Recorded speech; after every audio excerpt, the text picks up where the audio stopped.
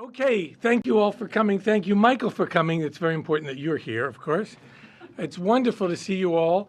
Catherine Babayan, who is our chair of the Armenian Studies program right now, has asked me to fill in for her because she's away somewhere else doing something that I don't know anything about.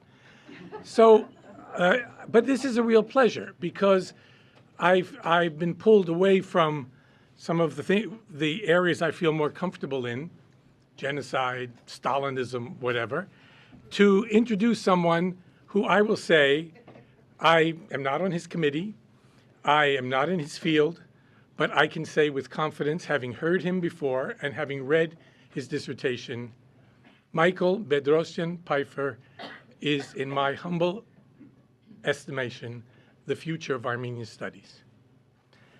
And Michigan should be proud that we have not only Michael, but others of his generation who are going to change the way the world understands Armenia and the history of Armenians. Because Michael, like some of the others in this room, and others who are coming up, is placing Armenian studies in a larger field. That is beyond nationalism and narcissism. We all love ourselves. Armenians love to talk about themselves. We do it well.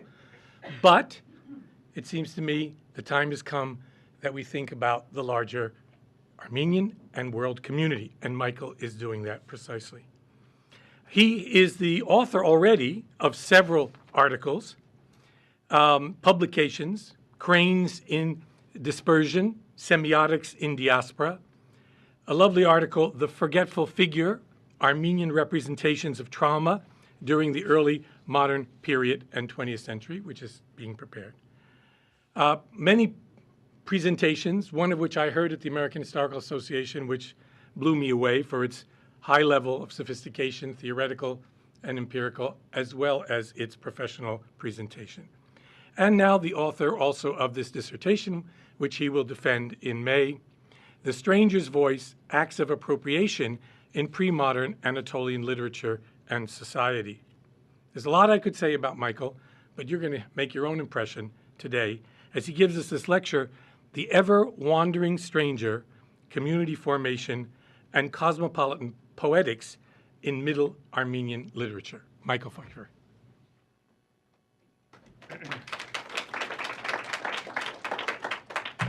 Well, thank you, Ron, so much for that warm and very generous introduction. I'd also like to thank the Armenian Studies program and the Simone Manoogian Foundation for allowing me to be here today.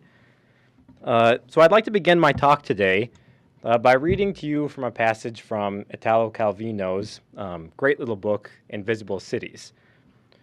And in this scene that I'm going to read to you, Marco Polo and Kublai Khan are sitting together and they're about to play a game of chess, surrounded by Armenians, Persians, Turks, and others at court. So this is from Calvino. The great Khan tried to concentrate on the game, but now it was the game's reason that eluded him. The end of every game is a gain or a loss, but of what? What were the real stakes? At checkmate, beneath the foot of the king, knocked aside by the winner's hand, nothingness remains, a black square or a white one. By disembodying his conquests to reduce them to the essential, Kublai had arrived at the extreme operation, the definitive conquest, of which the empire's multiform treasures were only illusory envelopes. It was reduced to a square of planed wood. Then Marco Polo spoke. Your chessboard, sire, is inlaid with two woods, ebony and maple. The square on which your enlightened gaze is fixed was cut from the ring of a trunk that grew in a year of drought.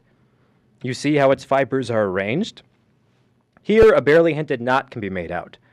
A bud tried to burgeon on a premature spring day, but the night's frost forced it to desist. And then Marco Polo goes on. Here is a thicker pore. Perhaps it was a larvum's nest, not a woodworm, because once born it would have begun to dig, but a caterpillar that gnawed the leaves and was the cause of the trees being chosen for chopping down. The quality of things that could be read in a little piece of smooth and empty wood overwhelmed Kublai. Polo was already talking about ebony forests, about rafts laden with logs that come down the rivers, of docks, of women at the windows. So what we have here, in a sense, is two different ways of looking at the same thing. The great Khan looks at the chessboard and sees his vast empire represented by a series of tidy interlocking squares.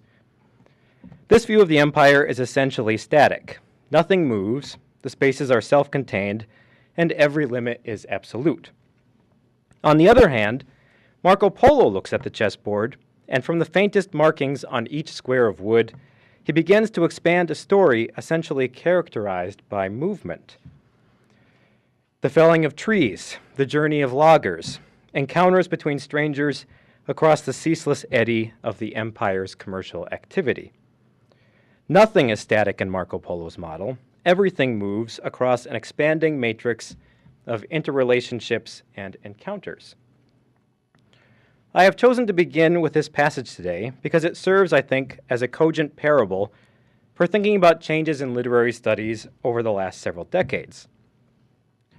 On the one hand, we have the long-standing model characterized by national literary traditions, which generally assumed that a single people labored over a single literature over the centuries. This model of understanding literary history would resemble, say, a family tree, projecting a linear chain of evolution across time. Like the Khan's chessboard, it is self-contained and static, literally rooted to a single point of origin. On the other hand, over the last 2 decades in particular, a remarkable number of rubrics have emerged for reading literature beyond a national framework, instead looking at the ways in which different literatures are not only comparable, but actually bear on the development of one another in a more fundamental manner. In fact, these rubrics, which developed out of diverse fields such as world literature, transnational and diaspora studies, globalization, and translation studies, all reflect a more sweeping sea change across the humanities. To paraphrase historian John F. Richards, it has become increasingly untenable to study any people or region as exceptional, unique, exotic, and somehow detached from others. The same can certainly be said about literary studies, or, as Franco Moretti noted some 14 years ago, quote, "The literature around us is now unmistakably a planetary system. The question is not really what we should do, the question is how," end quote.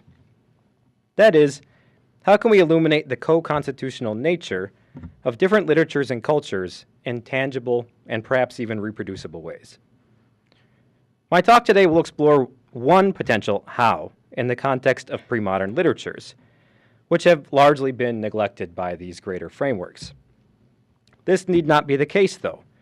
The pre-modern period has much to teach us about the widespread integration of different literary cultures, even before our own globalized age.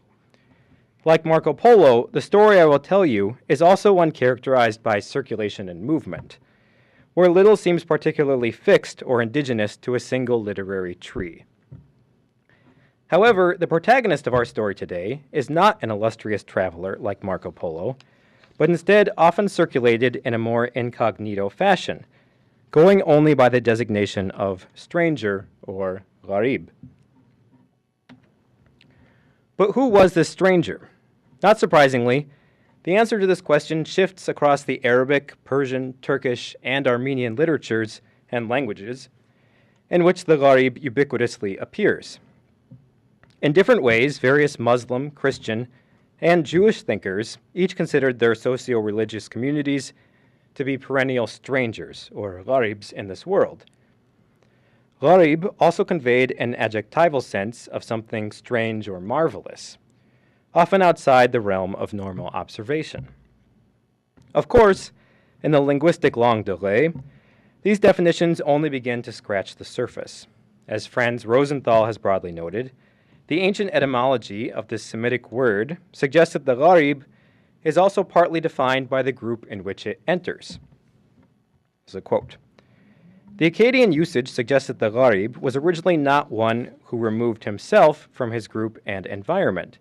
He was primarily seen from, so to speak, the receiving end, that is, the group faced with persons attempting to enter it, who are usually not welcomed with open arms, and even less so as equals, end quote.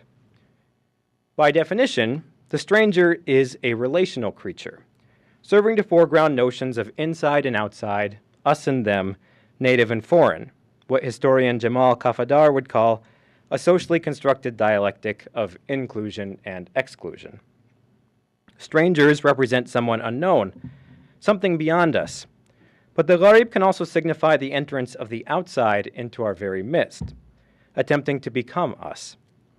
Broadly speaking, the gharib may join our group, but it makes us a little more like the outside too. Partly because the ever-wandering stranger cuts across so many languages, literatures, and societies, it can serve, I think, as a fruitful unit of analysis for characterizing some of the greater relationships between seemingly disparate literary family trees. Today, I'm going to look at what Gerard Genette might call a semiotic microstructure, or what Moretti might call a micro-unit of analysis, the migratory trope of the gharib, to address what I see as larger patterns of exchange within Armenian letters. While we are constrained by time, first it's necessary to have a quick understanding of the gharib in non-Armenian contexts. Rosenthal, who has written an extensive survey on the gharib in Islamic literature and society, notes that there exists, quote, a tremendous and, if truth be told, in fact unmanageable body of information, end quote, on the gharib in Arabic literature alone, and the same can certainly be said about the Persian and Turkish gharibs as well. Rosenthal does sketch some broad contours, though, suggesting that in general, quote, reflections on the stranger stress his utter miserableness, end quote, and that, quote, constant and bitter complaining is the hallmark of his existence, end quote. In particular, the stranger is one who lacks prestige, quote, which tends to vanish whenever family, friends, and those who one has grown up among are abandoned and have become nothing but a fond memory, end quote. While the word gharib does appear in the Quran, it also has a complicated relationship with Islamic theology and various Sufi communities in particular. This story goes all the way back to the Prophet Muhammad himself, who, in hadith literature, notes that anyone who turns away from their own people for the sake of Islam is a gharib. Another more enigmatic hadith declares that Islam itself began as a gharib, ghariban, and will return as a gharib as it began. Other major works of Sufism make it abundantly clear that the gharib should be emulated in all aspects, as living like a stranger helps one renounce one's worldly attachments. For instance, the oldest surviving manual of Sufism in Persian, the late 11th century Kashf al-Mahjub, or Unveiling the Hidden, cites being a gharib as one of the 8 defining qualities any Sufi must cultivate. But while the gharib was prevalent in both Persian and Arabic poetry and various theological works, the ever-wandering stranger also appears in Anatolian Turkish and Middle Armenian poetry at the very dawn of those languages as literary.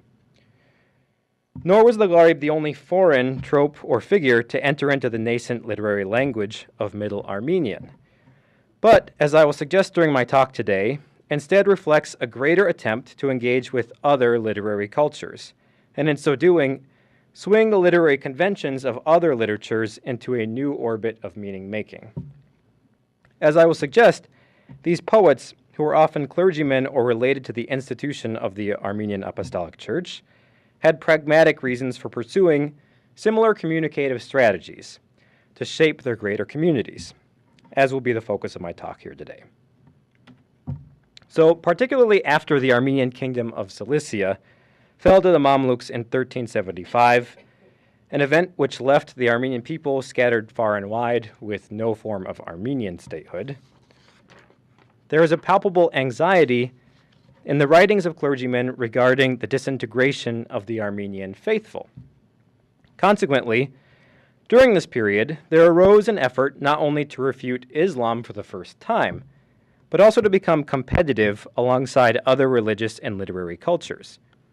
It is during this period when clergymen and other figures related to the Armenian Church had a vested interest in utilizing a greater spectrum of literary conventions than it previously existed in the corpus of classical Armenian literature, which was not spoken or understood by the lay population at this period of time.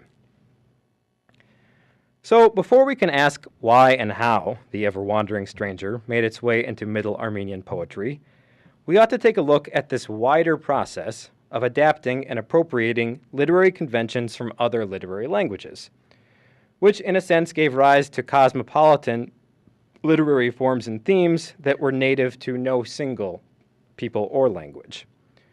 So to begin, let's travel back in time to 14th century Erzinga, as this is roughly the period when the Gharib first appears in Armenian poetry.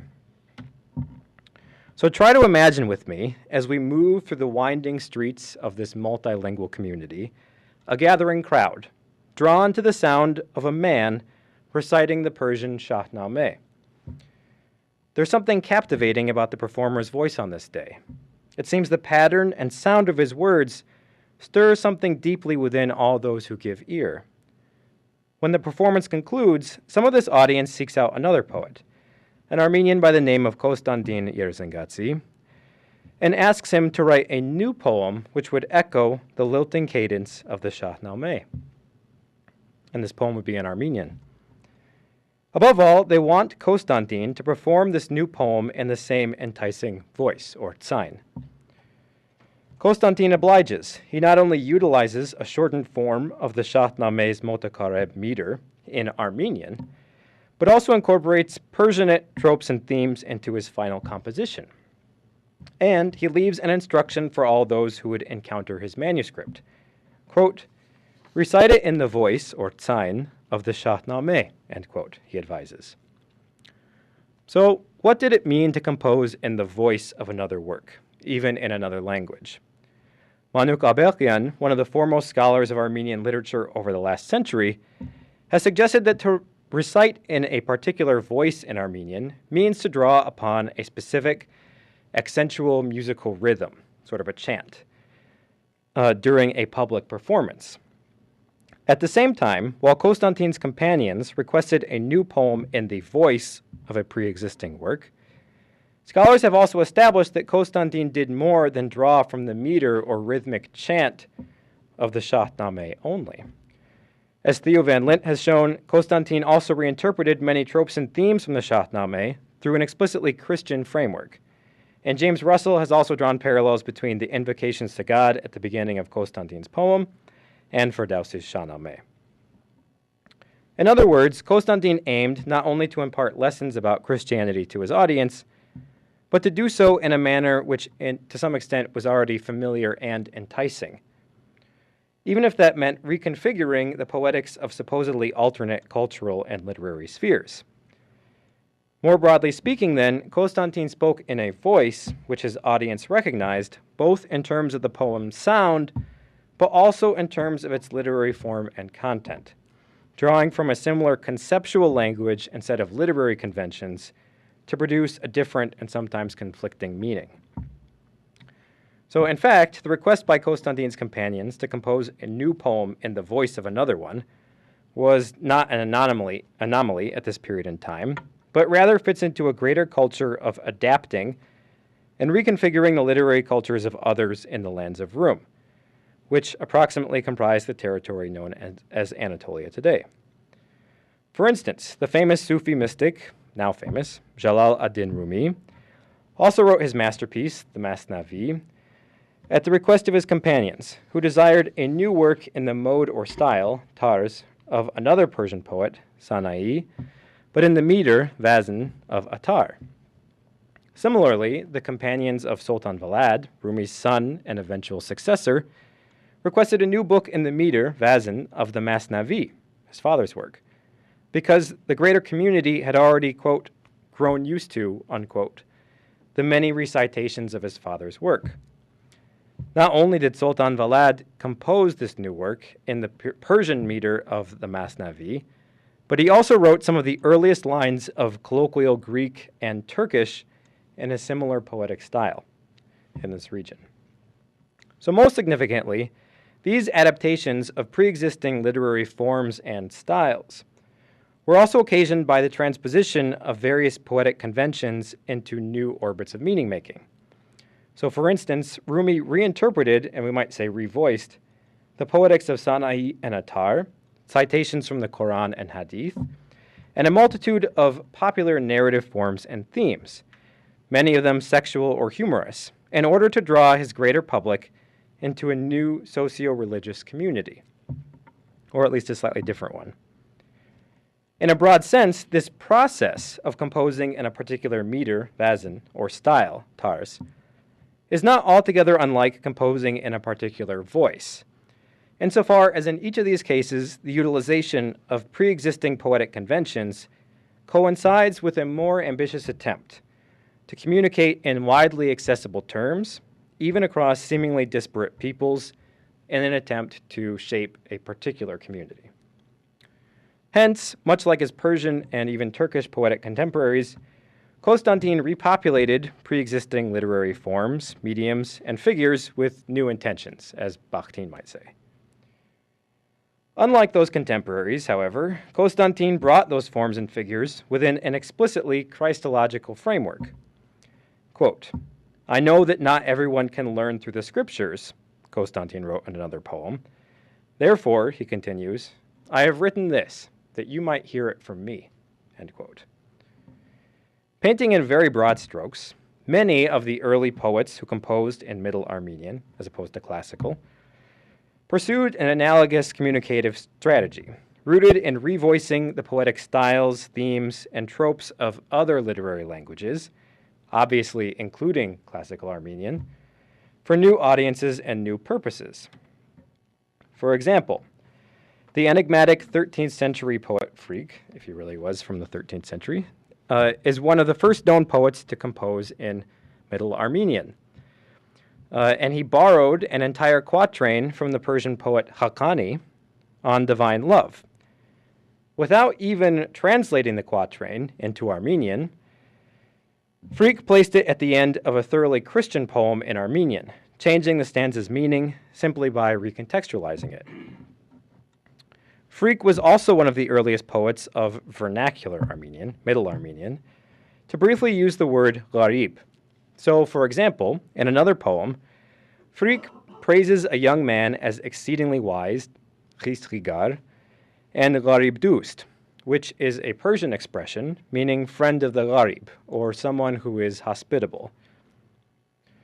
At the least, this usage suggests that the gharib existed not only as a standalone word that might substitute for other Armenian designations for wanderer or stranger at this period in time, like odar, but also was paired with specific ideas, such as hospitality or caring for the poor, which arguably existed as part of a broader mentalité across Islamic and Christian communities alike.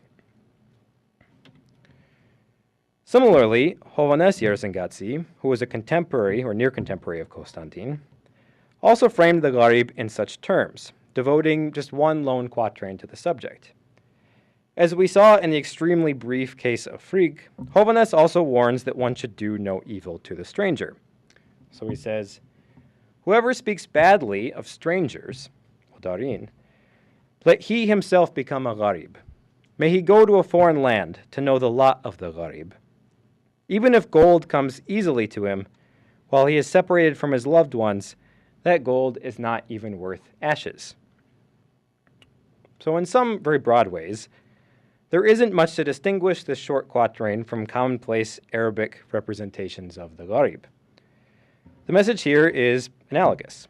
Most simply, gharibs cannot be consoled when separated from their loved ones. Yet Hovhannes also makes it clear that we must, in a sense, welcome the stranger into our midst, or at the least, not treat outsiders with derision and contempt. And, just as importantly, Hovhannes was no stranger himself to engaging with Islam or with other cultures. Not only did he advocate that his brethren learn from other peoples, but he also modeled an Armenian confraternity in Erzinga off Islamic brotherhoods, or futuwah, that had spread throughout the region.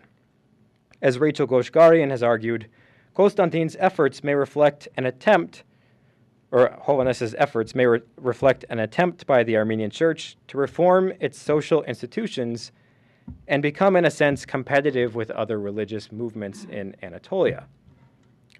So I have mentioned Constantin, Hovhannes, and Frigg briefly here to give you a picture of the Gharib's early configuration in Armenian letters, which evoked the virtues of hospitality and being kind to strangers. I also wanted to demonstrate, albeit briefly, that the first authors who depicted the Gharib in their poetry were also invested in a similar practice of adapting the literary cultures and sometimes even social institutions from other peoples. Of course, from the perspective of these authors and their audiences, who were often multilingual and certainly lived in heterogeneous societies, those other literary traditions were, in a sense, also their own. However, at this early moment in time, we don't see Armenian representations of an explicitly Christianized Gharib on the magnitude that we find just over 1 century later. So this is certainly true of the romance, popular romance, History of the Youth of Arman in Armenian, which was likely composed anonymously sometime before the 15th century.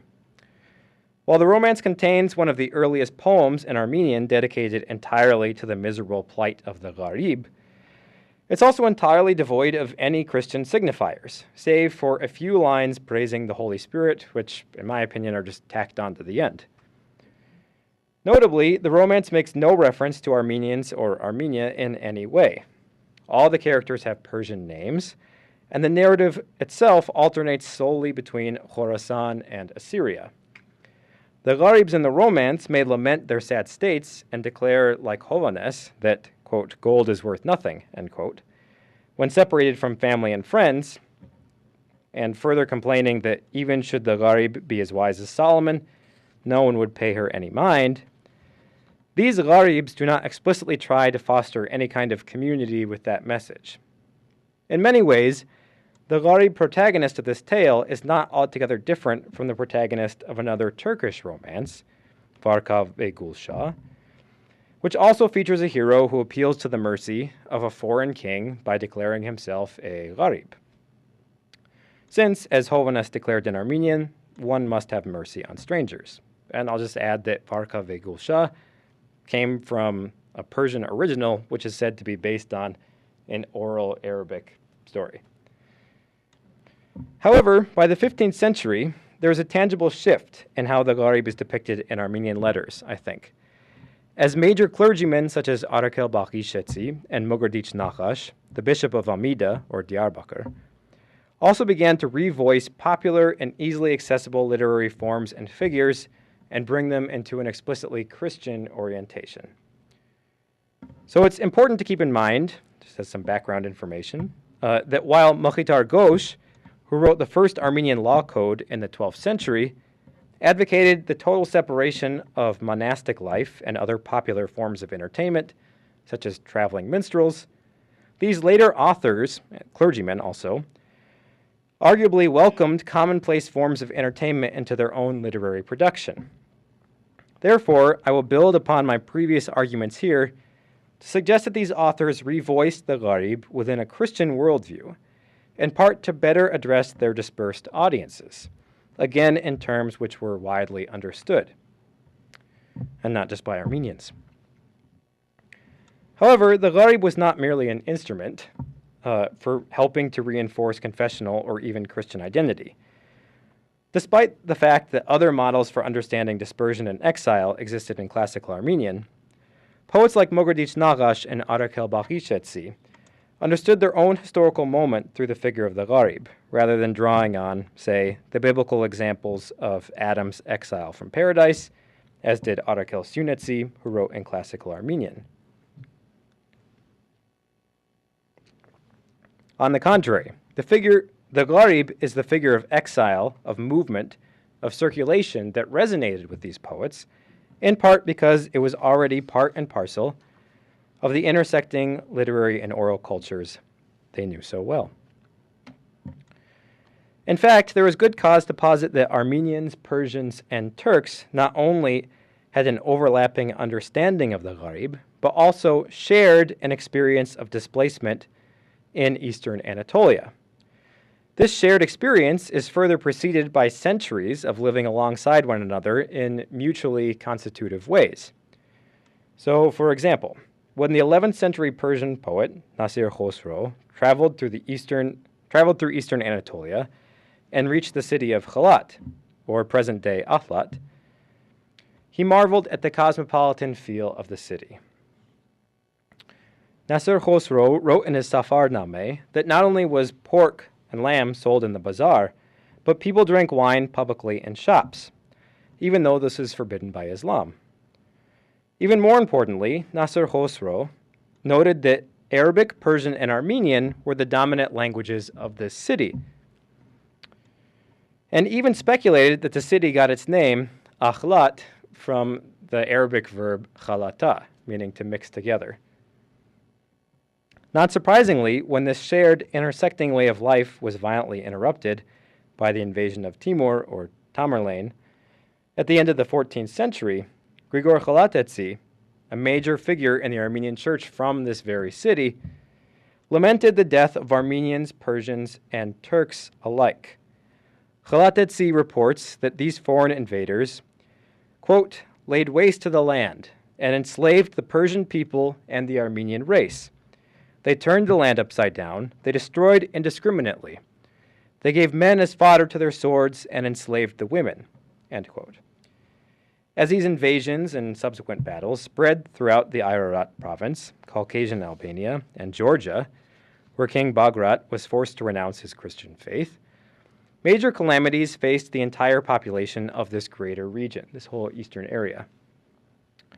In addition to the tortuous deaths which many people suffered, such as being flayed and burned alive, there was another problem from the perspective of the church, as, according to Khalatetsi, quote, many rejected Christ and turned to the creed of Muhammad, end quote. This problem of conversion to Islam, or maybe more simply, just falling away from other Christian communities, was further exacerbated by widespread homelessness and impoverishment.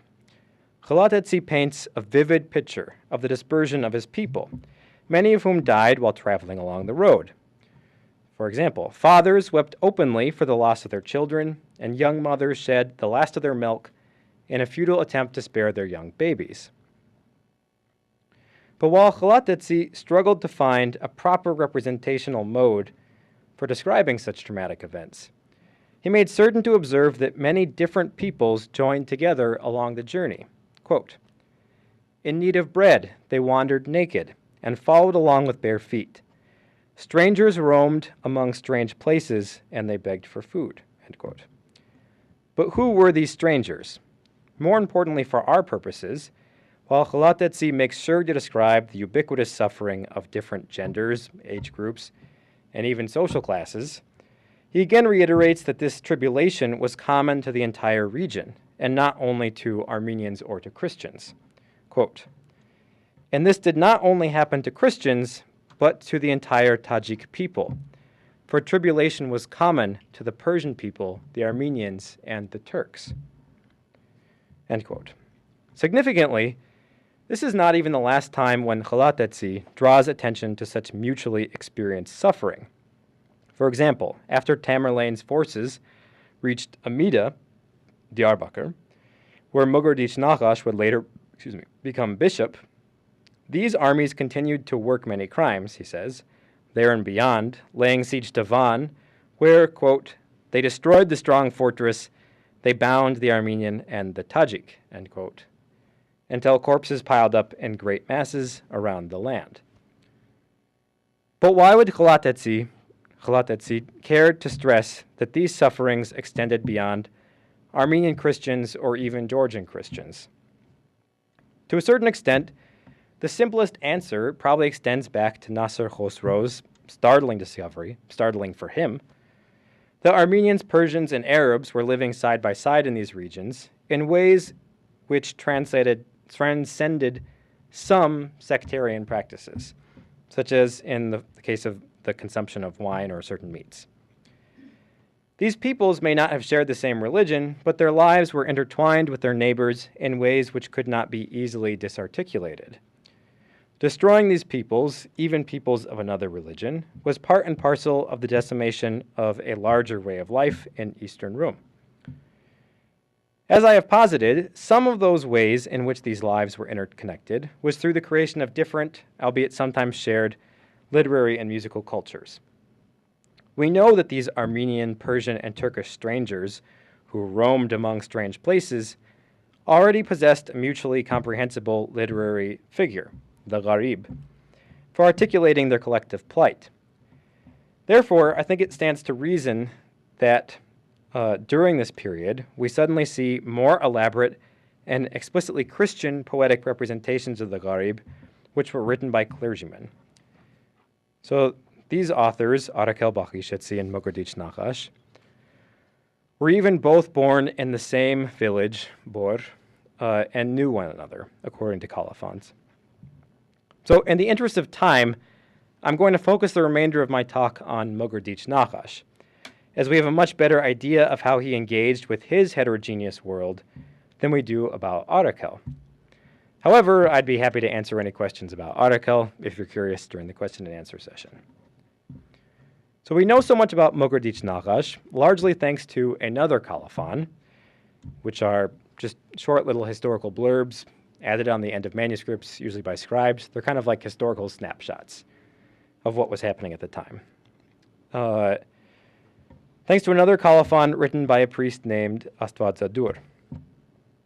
The colophon states that from a young age, Nakhash, which means painter in Persian, was enamored with learning, the arts of science, and clerical life, and he quickly rose to the ranks of the Armenian church to become bishop in Amida sometime around 1420, 5 years before Khalatetsi was actually executed. Astvadzadur reports that not only were Christian peoples, but also, quote, Turk and Tat and Tatar and Kurd and Arab and Jew and every nation, end quote, would honor Nakhash upon seeing his honor, preparing horse or donkey or mules of great worth to serve him. Eventually, the colophon notes, Nakhash caught the eye of the great barons who lived nearby, such as Osman Beg, the Akkoyunlu governor of the greater region, who reportedly gave Nakhash jurisdiction over all Christians in the area and dressed him in fine clothes befitting a king. Edward Khondgarian, the editor of the critical edition of Nakhash's poetry, has suggested that Osman Beg and his son Hamza gave Nakhash nearly autonomous control over the Christian population in order to stabilize a region that was under repeated attack from the Karakoyunlu, another Turkic tribal federation to the east. In 1451, for example, one such battle between these different groups came to Diyarbakir, Amida, and Astvadzadur reports that Nakhash's own son, a priest by the name of Mesrob, was killed during the fighting. But if Khondgarian's hypothesis is correct, then Nakhash served an analogous function as did the heads of other Sufi communities elsewhere in Rum, as local sovereigns were often able to award, as the local sovereign was able to award Nakhash certain honors and power, and then leverage that power in order to maintain greater stability over diverse populations in this region. Certainly, the author of the colophon goes out of his way to reinforce that Nakhash had both religious and political authority, even among Kurds, Arabs, Persians, Turks, and Jews in the region. Whether some of this is an exaggeration or not, it is clear that Nakhash addressed a variety of different communities in his everyday dealings, and he further did so as a spiritually and politically authoritative figure. However, Nakhash's greatest undertaking was the construction of the Holy Mother of God Church, in which he invested all of his time, resources, and even self, personally designing several images on the walls. After the church's unfortunate destruction in 1443, Nakhash departed from his home in Diyarbakir and spent years in voluntary exile, traveling to the Black Sea, Constantinople, Theodosia, and Crimea. During the years he spent away from his homeland, he was able to meet and interact with other Armenians who had also been driven to emigrate in order to find work and support their families. Although Nakhash was not as prolific an author of poetry as Freak, for example, two of the poems he wrote chronicle the plight of the Armenian abroad. Most importantly, the word he chose to call these Armenians more than émigré, banducht, foreigner, odar, or exile, aksor. All Armenian words was gharib. We ought to remember that even before Nachash's sojourn abroad, Chalatetzi told us that Amida was among the regions which were ravished by different invading armies. Arguably, Nagash already had experience with many regional Armenian, Persian, and Turkish gharibs, even before he traveled abroad, although seeing his flock scattered throughout Anatolia likely reinforced his desire to address this problem. I'm going to read to you a selection from one of his poems now, which I have, unfortunately, due to time, heavily abridged. However, the remaining stanzas that I've kept should give you at least some sense of how the gharib was generally represented in this kind of poetry, as well as how Nagash interwove a thoroughly Christian dimension into this work. So, glory to God forever, the lover of mankind, who has created the various creatures. Man is king and unequaled across the east, north, south, and west. But the gharib's life is mournful, lamentable, bitter and acrid, full of sadness in a stringent dungeon. When he becomes a wanderer in a foreign land, strangers, odar, do not recognize the gharib. They do not know him. There he knows neither brother, nor loved one, nor relative, nor an important, hospitable person. Whether he be the son of a baron and unequaled, they call him scoundrel, a vagabond. At the hour of death, the gharib called for a priest. No one was there, that they perform a supplication for him. No loved one, no friend was near him. From his wound he bitterly weeps and sighs. The gharib's Lord is God. He listens to him. Compassion dawns in the heart of the priest, and he comes as God ordered him. The gharib takes heart from communion. Nagash said that the life of the gharib is ruined, haram. I know the gharib's state, hal, so I lament. Although I say the kindness and mercy, when I remember being a gharib, I tremble more than the willow tree. Nagash said, the gharib's heart is tender. The sweet appears bitter to him, and the rose as a thorn. Converse with the gharib. Sweet things of care. Give him compassion, and atone for the thorn of sin. So, as in the previous songs on gharibs in Armenian, specifically History of the Youth of Arman, there are some tropes and topoi, and even a similar structure here, although it goes into greater detail. So just to give you a picture, the gharib is distant from loved ones, and in some of the stanzas I had to take out. Even sugar is bitter to him. Should the gharib be eloquent as Solomon, strangers ultimately silence and ridicule him, and his former position in the world makes no difference in his current treatment. And in the end, the gharib dies and is buried unceremoniously. These topoi are extremely general, and might be said to constitute a common way of using the figure of the gharib to posit dissimilar ideas throughout the region. However, as we've seen, Nagash also weaves into these topoi a new story. First, the Christian element of this poem is not superficially added on to the end, as it is sort of more in the style of Arakel. But it's rather pervasive throughout. The poem begins with praise to God, noting that while man is the greatest of all the creatures, the gharib is the saddest of all men. As in the other Armenian works about strangers, the gharib here has no companion, no helper, and no friend. However, the social world of this gharib also includes the figure of the priest, who initially neglects to help or even notice the gharib at all, it seems. It is not until God listens to the gharib and then commands the priest to deliver communion to the stranger does the gharib receive any relief. So I think the implication here is striking. God still cares for gharibs, although fellow Christians, even priests of the church, might fall short in performing their duty. Whereas in Arakel's poem, we see an aim to instruct the gharib to do good works in this life in order to earn a place in heaven. Nagash's poem is arguably directed both towards the gharibs and the community at large, in which gharibs circulated in different ways. The gharib is reminded at the end of this poem, which I had to cut, that the Mother of God, Mary, watches over him or her. but others are commanded, quote, to give the gharib compassion and atone for the thorn of sin, end quote. Hence, Naqash's poem functions on at least 3 different levels. 1, as a popular form of entertainment, meaning written in a popular style and in an easily accessible language.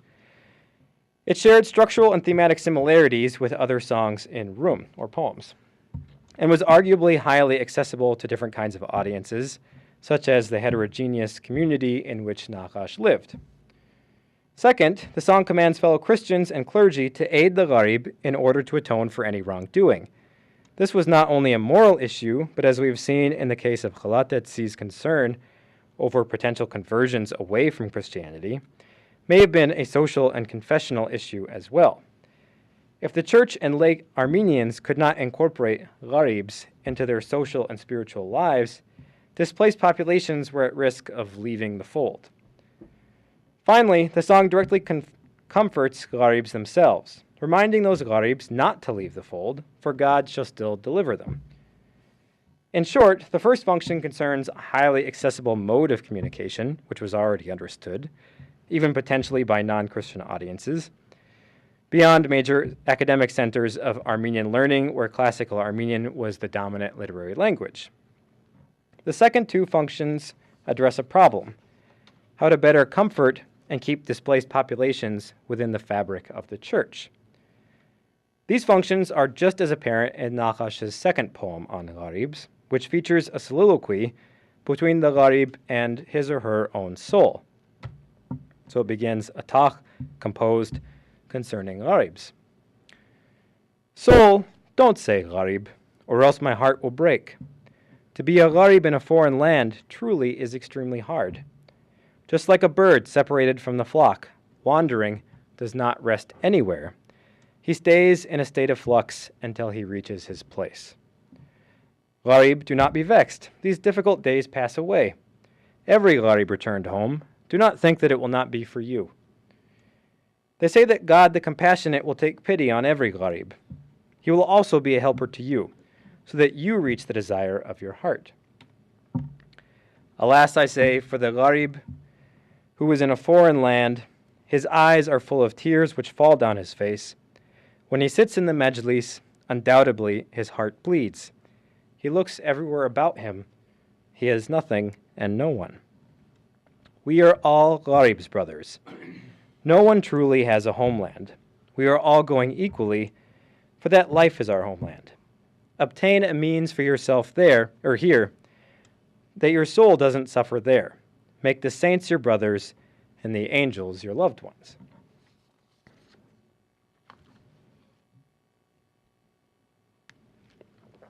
So, as in the other poems, here too do we have a list of grievances, which again, unfortunately, I've had to cut many of them, against the gharib. But this time, the gharib voices these grievances directly him or herself. No mediating or omnipresent narrator is necessary. And this is kind of the standard set of things. People have food, they don't give it to the gharib. People deny the gharib the right to speak, and so on. The soul then counsels the gharib not to be vexed, for God will redeem her. And overly troubling oneself only brings death. For every complaint the gharib articulates, the soul responds with this similarly comforting message. Yet is this gharib really so alone? Hoki, or soul, can have a double meaning as a term of endearment, much like the Persian Jan. Furthermore, in the gharib's final speaking role, the gharib calls attention to the only setting mentioned here, the majlis, a sitting area where those gathered could engage, hypothetically, in convivial conversation, and perhaps even perform music and recite poetry. Whereas the gharib is tempted to shut him or herself off from the world, to close their eyes, and retreat into their own bleeding heart, the hoki reminds the gharib that no one truly has a homeland, for the simple reason that the afterlife is our true destination. In other words, the hoki reminds the gharib that he or she is still a member of a larger social body, even though that body may be scattered throughout the world. This thought, I think, reaches its apex in the line, we are all gharibs, brothers. Hence, The work not only calls attention in its own title to its own genre as a talk or kind of lyric poem, we might say, meant to be recited aloud, but it also perhaps evokes a setting where gharibs could theoretically gather and console themselves communally with this very same talk. As in the previous talk, which sought to instruct others to include gharibs into society, this poem likewise seeks to instill a sense of community within those displaced populations who might identify as gharibs. Again, that sense of community is rooted along confessional lines, as the gharib doesn't belong to any larger group of displaced people, but to a group of people who are brothers, united along similar confessional lines, or at least by an idea of God. Interestingly, in my opinion, here Naqash comes closest to articulating a basic understanding of the gharib shared by poets in other literary languages, such as Rumi in Persian or Yunus Emre in Turkish. For example, Rumi preached that the true gharib is one who has already quit this world and its riches, and consequently belongs to God. Likewise, Yunus Emre's conception of the gharib was not based on geographic displacement, but rather in terms of one's subjective spiritual orientation, as this world is not the gharib's home. Nor was this understanding of the gharib limited to Sufi communities, but it also extended to Jewish thought as well. For instance, the philosopher Judah ben Nissim ibn Malka wrote his famous Uns al-Gharib, Consolation of the Stranger, likely in Spain or Africa, in the middle of the 14th century. Not only is this work also structured as a dialogue between the self and the soul, but it furthermore underscores the point that we are all exiled in this material plane, and consequently only in the next life, or some other life, will we find our true home. And there's other examples that are kind of similar to this. We could conceivably find this Armenian poem, which neither makes explicit reference to this Armenian talk, which neither makes explicit reference to Christianity until the end, or, scratch that line. So I think what I'm trying to say is that Naqash's poem could easily, if we just moved some of the Christian things around, also fit into these other traditions. And this was hardly coincidental. Just as the early authors of literary Turkish in Rum incorporated Persianate styles and literary figures into their own work, I suggest that Naqash also wanted to draw from other literary cultures rather than attempt to merely supplant them, to shape a widespread understanding of who gharibs are, an understanding which cut across multiple societies and even religions, and furthermore to do so in an accessible literary language and, we might say, an enticing poetic voice.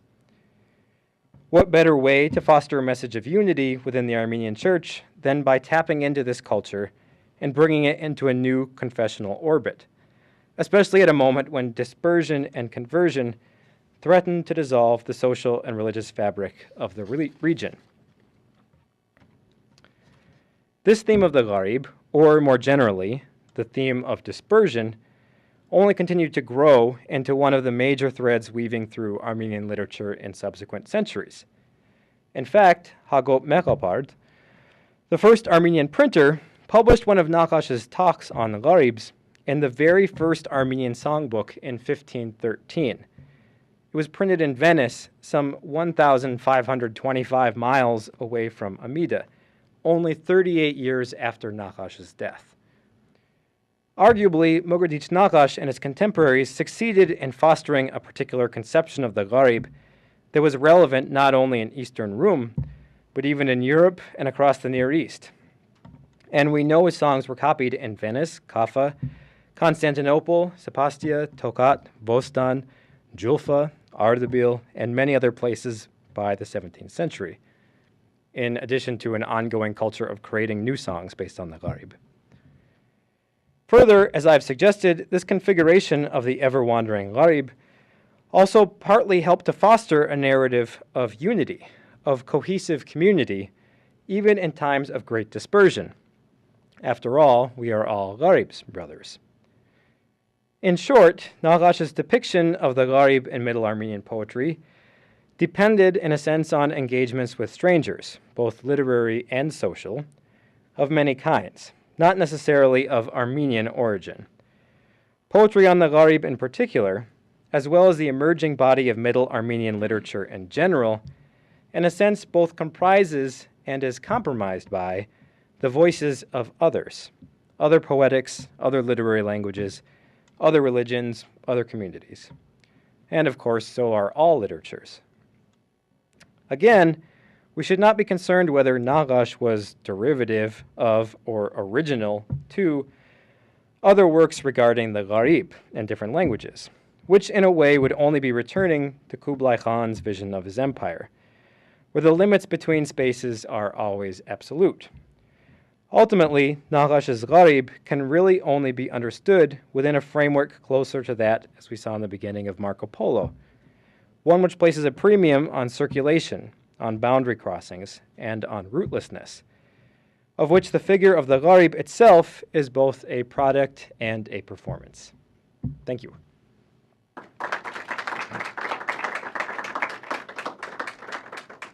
want to field your own questions? Yeah, sure. So, Michael is ready to answer questions, and he'll field his own questions. And done.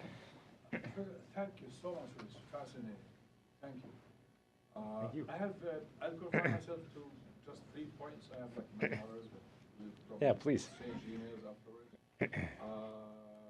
I'll start from the sort of the final section of your talk. I think we exchanged some emails over this. In the liturgical texts of the Eastern Church, in Arabic, I'm not familiar with the originals of those texts. One could safely assume they probably had come from Greek through the 6th century. But on the Good Friday service, in Eastern churches, the requiem for the burial of Christ. Christ is referred to as the ultimate Gharib.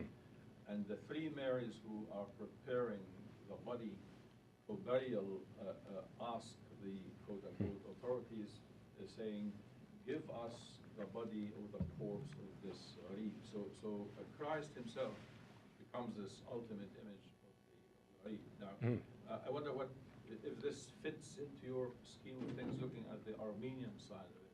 The other point I have is about that scene in the marketplace where your bard is asked to sing or compose something in the voice form. And I was wondering if that, and you mentioned the word wazn, which in Arabic would be the wazn, which is meter, of course.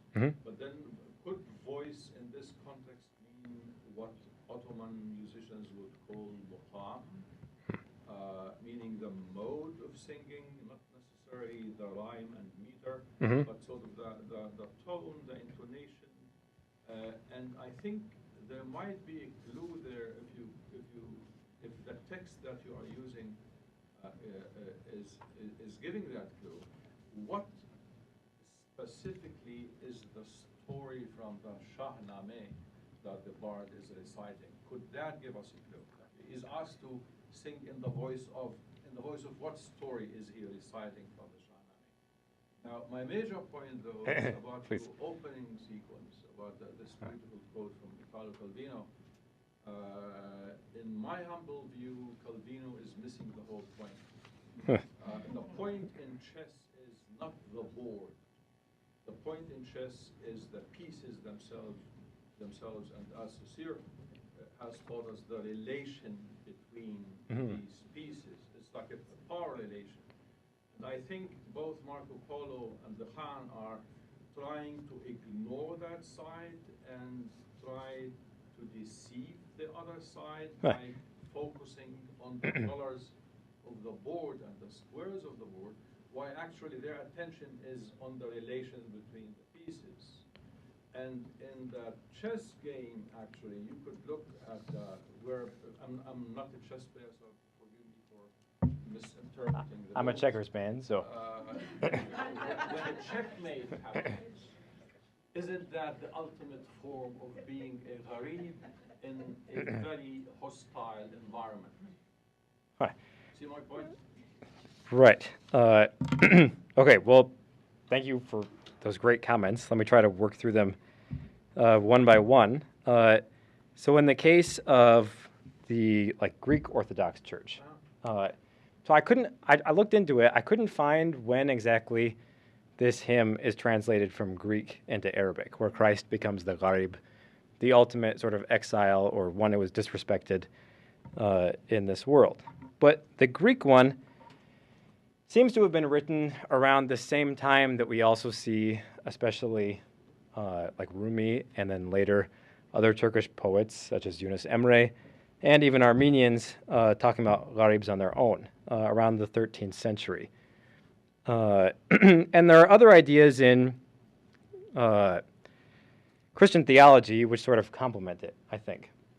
So, for example, John Chrysostom talks about how Christ came to earth disguised in a schema, so that way he wouldn't sort of intimidate people when he was teaching them about the divine world. So he had to go unrecognized, and then later that lack of recognition translated into becoming a real gharib along those lines. So I definitely think that there's a genealogy for the gharib that can and should be drawn beyond the kind of simple one that I presented here today, which is, Islam, Arabic, and then through until Armenian. So that's the first thing I'll say. I'll have to look more into maqams. I do know in Persian there's one way of reciting poetry, especially related to the Masnavi in particular of Rumi, which is called to say it in a particular seda, or voice again, which allows some kind of loose improvisation on the beat structure and I think even on the melody to a limited degree. For me, what's interesting is not just the musical dimension of it, but the idea that these different authors might be pursuing similar ways of adaptation in general. So whatever sort of rubric I can use to move the conversation away from, well, these authors were just influenced by someone from another language or were totally original from it, I find pretty productive. So that's the basic thinking behind there. And then I don't have anything to add except on the Calvino point, except, yeah, I really like your reading. And it seems, the important thing is there are multiple ways that movement can happen. So not just the ones that Calvino presents to us. Can I just add that, the rest of your talk, we actually talked about the different moves of the pieces of the chess, not necessarily about the board. So the relationships between these all different cultures are reflected in the game of chess in the pieces, not in the board. Right. So I would say, to just riff off this metaphor some more, I would say that the board represents the categories into which literary history is put. And like you're saying, the pieces which move across those categories freely tell an entirely different story, which maybe isn't really what Calvino was going for, but I like it. Yeah, thanks.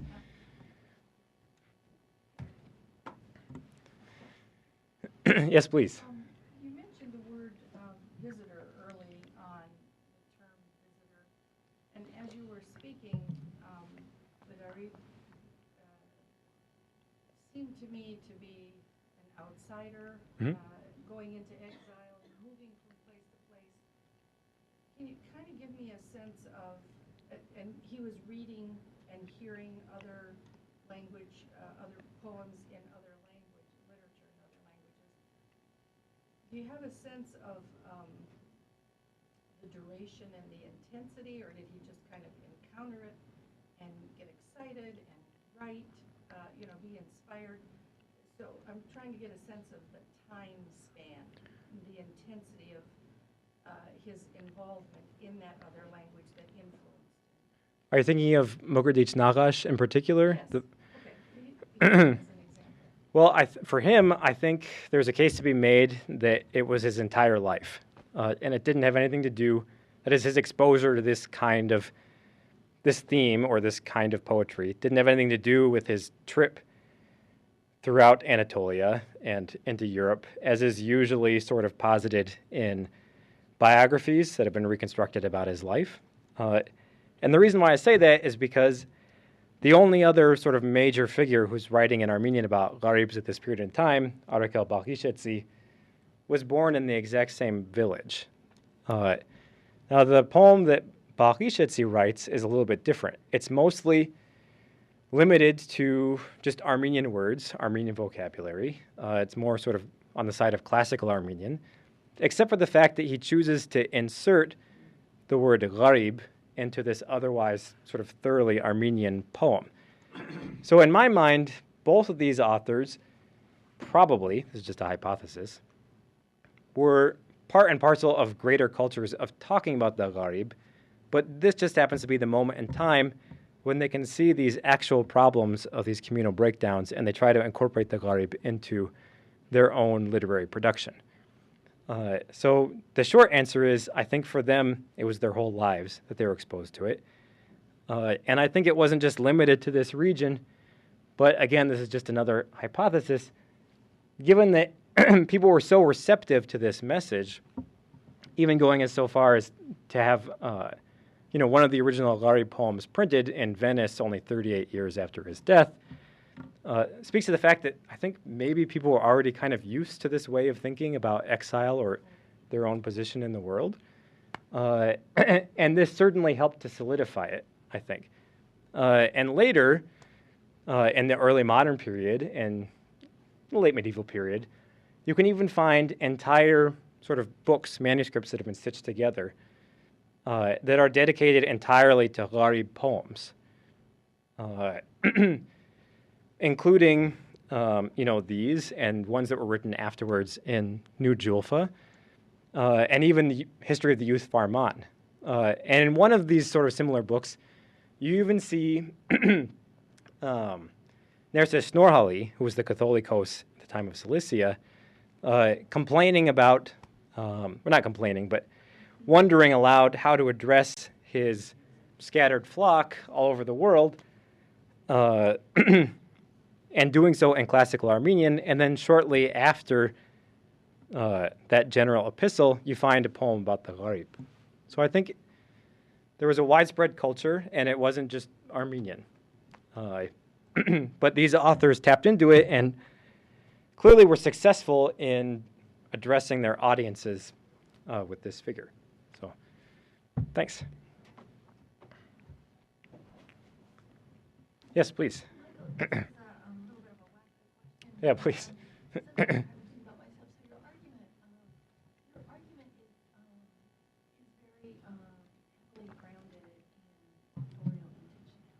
Uh-huh. And just at the end, though, you were describing a very broad culture in which figure circulated. So I wonder if there is a way of decentering Uh-huh. that intentionality and thinking a little bit about the persistence of the figure as having, this is the lesser part, Go ahead. having agency in its own representation. Hi.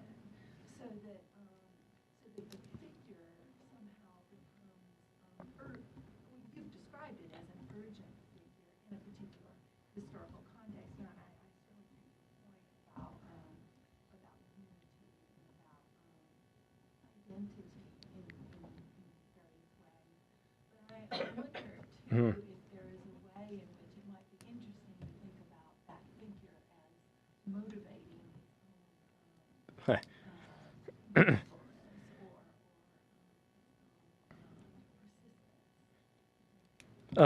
Yeah, thank you. That's a great point.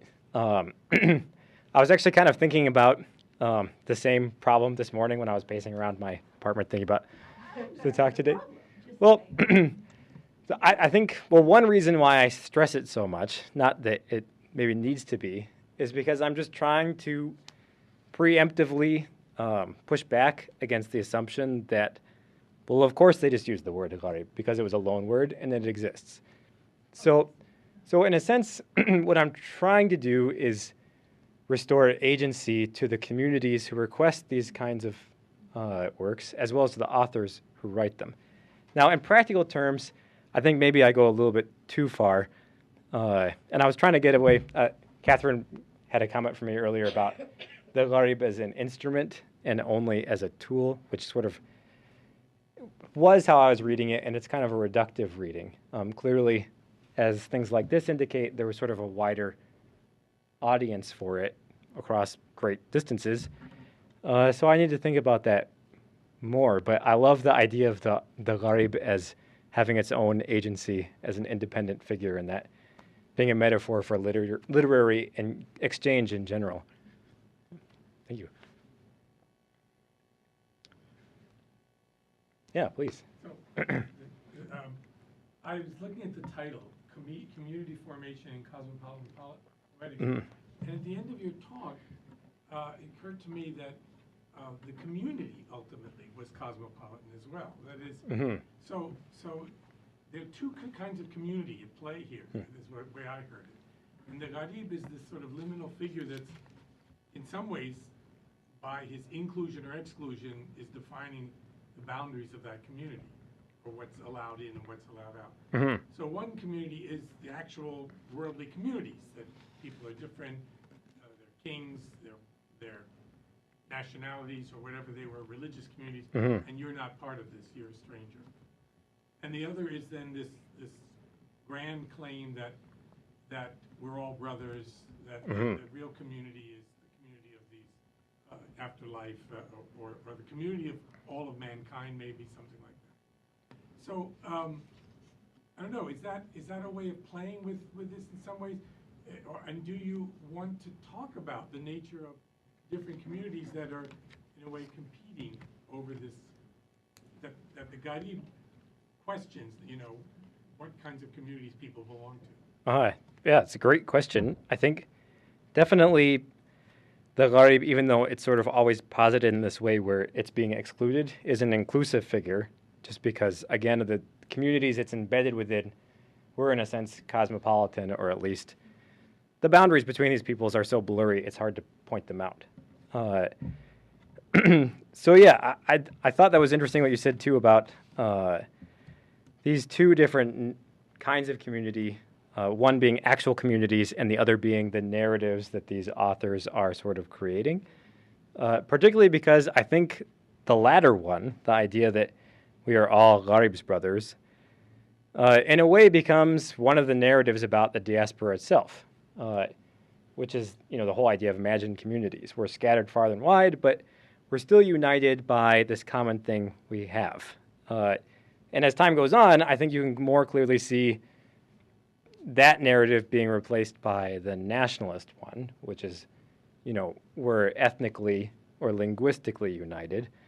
And I think this narrative maybe helps build that one, but in the end it loses to the other more dominant sort of story we have about the diaspora that exists today. But I also would just add that stories about exile can be particularly compelling for a group of people, especially after we see in the Bible the Hebrews become the Jews through their own exile. And later on, we have Armenian authors talking about the same phenomenon. So, for example, Arakel Tavrizetsi, when talking about the Armenian deportations into Nul Julfa from these same regions in 1604 by Shah Abbas, basically says, we're the second Hebrews.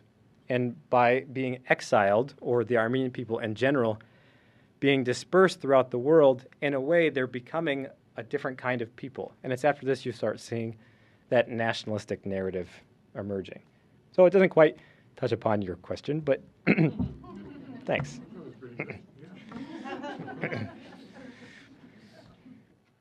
Anything else? Well, thank you very much for coming. It was a delight to speak to you.